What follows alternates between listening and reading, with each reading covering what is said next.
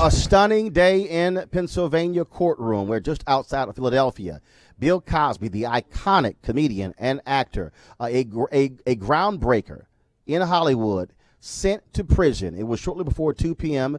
when the judge handed down his sentence, 3 to 10 years in prison for Bill Cosby, who earlier this year was convicted of sexual assault stemming from an incident with Andrea Constant in 2004. Many folks did not believe we would actually see the image of Bill Cosby being led out of a courtroom in handcuffs to an awaiting car. The judge denied an opportunity for him to remain free pending appeals. And so as we speak, Bill Cosby is in a jail there in Pennsylvania. He'll be going to the newest state prison there in Pennsylvania, serving at least 3 years as a result of this sentence. He'll be eligible for parole in 3 years, but again, the sentence is for 3 to 10 years.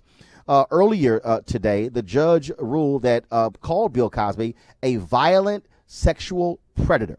And that's what he'll be known as. And so, of course, that was an analysis done by the court after he was convicted, where yesterday testimony took place where he was called that, saying they were not sure that Bill Cosby would not do, again, what he has been convicted of. It has been a long time for a number of those women who've accused Bill Cosby of sexual assault. The number is in excess of 50, yet he was convicted for what took place with Andrea Constant, a former basketball coach with the Temple University basketball team. Of course, the university Bill Cosby used to sit on the board of trustees, was a huge supporter of as well.